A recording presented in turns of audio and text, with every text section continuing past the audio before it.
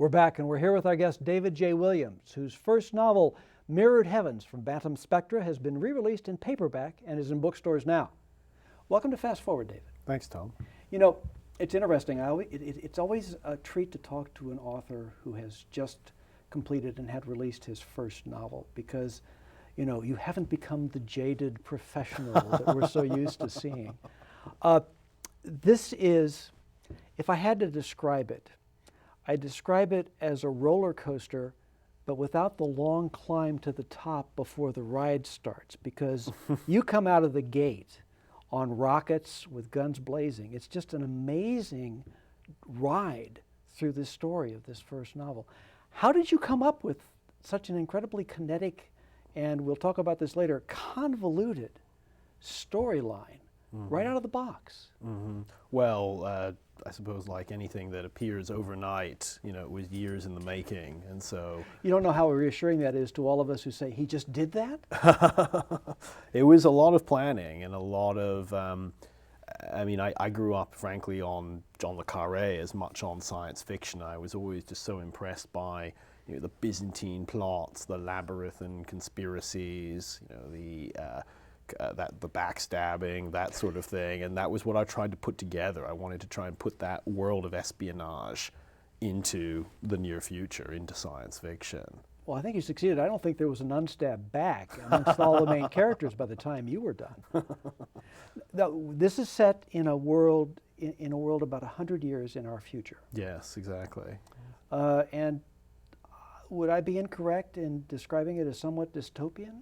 It is definitely more than a little dystopian, that's for sure. And we have a United States of America that isn't really. It's united. It just wouldn't look exactly like the America that we know and love today. I mean, it is essentially, by this point, a military dictatorship. The backdrop being a second Cold War. And I like to think of it in some ways as cyberpunk, where the state didn't wither away. You know, instead of having faceless corporations, you have faceless governments that are running the show. And so the agents who work for the United States government, I mean, they have every opportunity here to carry out a series of agendas, and yet they aren't necessarily incredibly happy about that. It's definitely very ambivalent. Well, there's very much the feel, and even within it, you have two different types of field agents, I think we would call them. And sure. And could you explain the difference between the Razor Sure. and the mech? Sure. Well, in essence, it's the Razors are the net runners, the hackers, as it were, and the mechs. They're actually, it doesn't mean cyborg or anything like that. The mechs mean mechanic. It's short for mechanic, i.e. assassin. So think of it as the Razors are the ones who work the wires. The mechs are the ones who kick down the doors. The idea being that pairing these individuals together, that then becomes a pretty fearsome combination when they're trying to get into someone's fortress. Yeah, working as a pair, you've got strategy and execution in two separate individuals in constant communication. Exactly, exactly. You know, as someone without computer support is not going to be able to get into a certain part of a, you know, inner enclave or a strong point. Whereas just simply a Razor is only going to be able to get so far, ultimately that physical touch. And this world has a extensively developed series of space platforms and stations on the moon and in geosynchronous orbit around the Earth. And it's a major plot point, because a major progression in the exploration and the exploitation of space is being conducted jointly by two rivals. Exactly. And it's called the Phoenix Elevator. Let's talk about the elevator. Sure. And it's probably even worth a bit of backdrop in terms of how I saw near future space exploration occurring. I mean, we have essentially, humanity has, you know, essentially colonized the Earth-Moon system. And so the moon figures fairly prominently. The libration points where the Earth and Moon gravity cancel each other out feature fairly prominently. There's vague reports of Mars being terraformed and that sort of thing in the book, but basically all the action is within the Earth-Moon system. You know, there's no faster than light travel or anything along those lines. It's at the end of a second Cold War. You have the two superpowers, the United States and the Eurasian coalition, who have been at each other's throats. They've weaponized space. They've, you know, established fortresses on the moon. They've cauterized cyberspace. So instead of one worldwide net, there are essentially zones, an eastern zone and a western zone. Each one with essentially a series of firewalls protecting them from each other. Exactly, in order to, protect their own national infrastructure. And that's all backdrop. The idea at the beginning of the book is that they've come to their senses, they've signed a series of treaties, political, environmental, economic, and attempting to save the world from ecological meltdown, which is occurring, and pulling back from this deadly arms race they've been in. And so they've built an elevator. It's a full-on space elevator. It rotates around the Earth, so it's not a beanstalk that is built out of the equator. I think it's actually the first rotating elevator to actually appear in science fiction. Most of what I've seen has been the geo elevators, right, where you build it, right, like Fountains of Paradise, Arthur C. Clarke, that sort of thing. And of course, the only thing cooler than a 4,000 kilometer long elevator is watching it get blown up. So that happens early on in the book. Rather extensively and spectacularly, to be sure. And besides all the political background, we have a lot of personal stories here. We get introduced to, I would like to call them 3 different teams of Mech and Razor. And the first is the one we follow and that has significant consequences at the end of the book, is a gentleman named Jason Marlowe. He's the Mech, he's the soldier, he's the killer, he's the professional action man. And we have a Razor called Claire Haskell, a woman who is, as all characters are in many of these novels, more than she seems, more than she even knows. And through them you learn that it's not just the technology that's changed. It's the perception of reality and the perception of self that has significantly altered in the last 100 years. Exactly. And that was one of the things that I don't think I'm giving too much away to say that fairly early on in the book, they learn that their handlers, their spy masters, are probably messing with their memories. And Jason and Claire, this is very complex for them because they have a history together. They meet early in the book. They haven't seen each other for 10 years. They used to be lovers back in the day. And at least they think they used to. Exactly. That's the mind trip. It's sort of like what would happen if you took Eternal Sunshine of the Spotless Mind and mixed it up with James Bond or something like that. Makes it very complex. There's a lot of tension between them.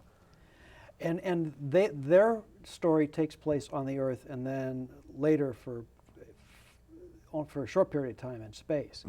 You then have what I would call the Moon storyline, where we have another Mech, we'll call him for the sake of narrative, which you don't really name except perhaps once in the book. You basically refer to him as the operative. Very much a shadowy figure. It's almost as though you only see him through a mask throughout the entire story. And he is being run by a man named Lynx, who is the Razor. But there's another character in their storyline, kind of a involuntarily or voluntarily retired Mech, who has kind of gone freelance on his own by the name of Sarmax. And that whole storyline ties into the core storyline, which is finding out who blew up the elevator. Yeah, and it's sort of worth probably putting in some of that narrative architecture in that shortly after the elevator is detonated, a mysterious terrorist group called Autumn Rain claims responsibility, and no one knows who they are, no one knows if they're the pawns of someone else, but essentially what you've got going on in the aftermath of the elevators being blown up, and this is really, I think, the core of the book, is a global manhunt for Autumn Rain. And so you have all these different teams that are after them. The team on the Moon, perhaps particularly interesting in that they believe that the operative's former mentor, a man named Leo Sarmax, who has since left the U.S. intelligence services, may be implicated in Autumn Rain. So this guy Sarmax taught him everything he knows, and he has to go down and hunt him down and find out what's going on. And I think you're also right, though, Tom, to sort of touch on the narrative ambiguity deliberately of the operative. The narrator always refers to him as the operative. Other characters know him as Carson, Strom Carson, but there's a reason for that narrative detachment, which is probably, only foreshadowed at this point and difficult to really describe without, giving away spoilers. When I read this book, I had to be careful because I didn't want to lose where people were and what was happening to them, and they're having such difficulty understanding what's happening to them sometimes that it requires a little additional effort, rewarding effort, by the reader to follow along as they work through their confusion. So I have to ask you, how did you keep track of it? I mean, this is your first novel, man. How did you weave this web?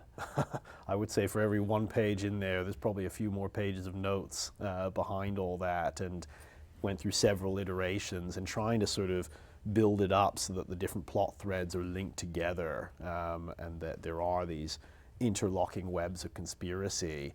But you're also, I think, right, though, to touch on this issue that the reader has to work a little bit, that this is something where not all the information is entirely reliable. There's a lot of cover stories, false flag operations, that sort of thing. And the reader, in some ways, is in a privileged position because they can see across all of the characters. And so they're the only ones who really perhaps has the complete story. And if the reader feels they don't have the whole story, I mean, God help the characters.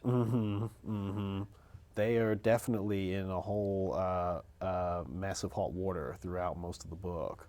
How did you decide to create this specific society, political structure, and everything else like that? Where did that come from? Did it come from you projecting what's currently happening and seeing this as a reasonable extrapolation? Was it something where you decided to take it to the extreme? How did that come about? A couple of ways, actually. I mean, one, frankly, was just sitting back several years ago and doing a lot of studying of the U.S. military, and they're being convinced that the center of gravity of war is shifting into space.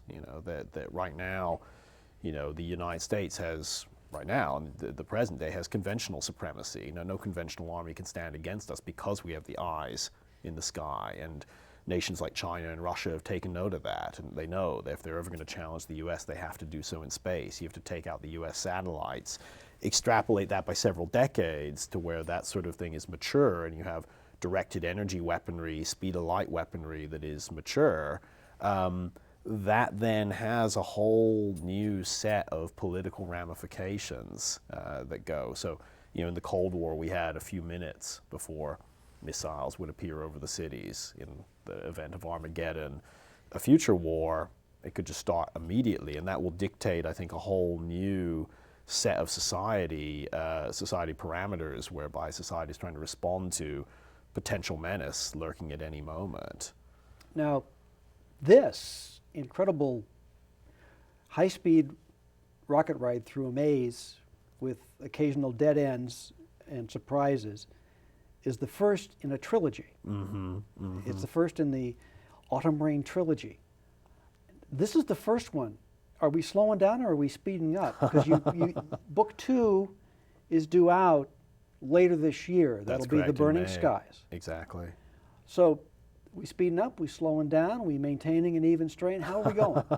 We're definitely going to escalate. I mean, I will perhaps assure folks out there that The Mirrored Heavens is self-contained, i.e., it's not one of those books where you get to the last page and everything ends on a cliffhanger and just wait till the next book. At the same time, there are threads that are left unfinished, and there's room for that second book.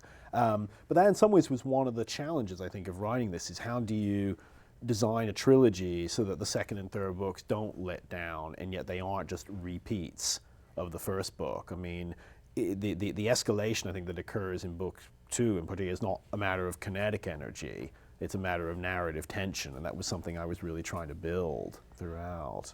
Did you find when you're writing the second novel that you were able to incorporate lessons or some technical facility that you gained while you were creating the first? Did you find it easier? Did you find it...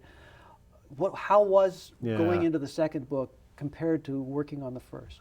Honestly, the second book was tougher than the first, and I suspect this is the reason, that it's that phenomenon where you have literally your whole life to write that first book. You know, you have several years to write. You're not under any deadlines, you're not under any pressure, you're on nobody's radar screen. The second book, even having it all mapped out at a high level, knowing the characters, having the world mapped out, it was still a struggle to complete within a year. And I think part of that also was, whoa, was that just a fluke the first time?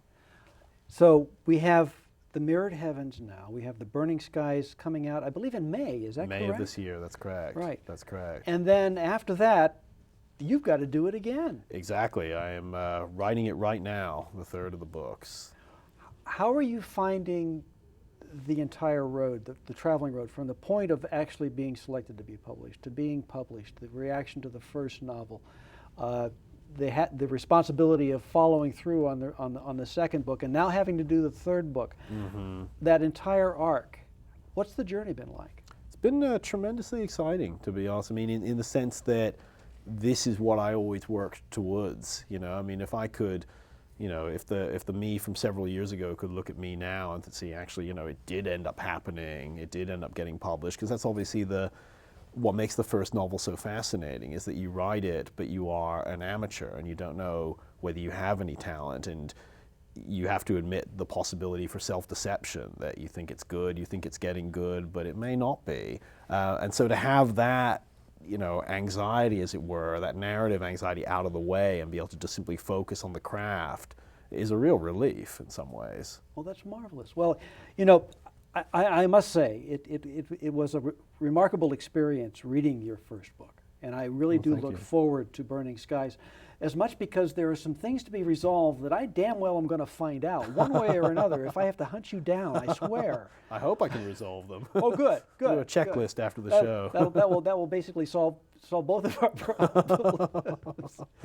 David, it's been wonderful to have you with us. Thank you. We hope you'll come back and talk to us again, perhaps when you complete the trilogy. Great. And leave us all at peace until the next roller coaster that you take us on. Well, But thank you very much. I Thank appreciate you. it. Okay. Well, that's it for this edition of Fast Forward. We hope you found something of interest, and we hope you come see us again. Until then, this is Tom Schad saying, take care.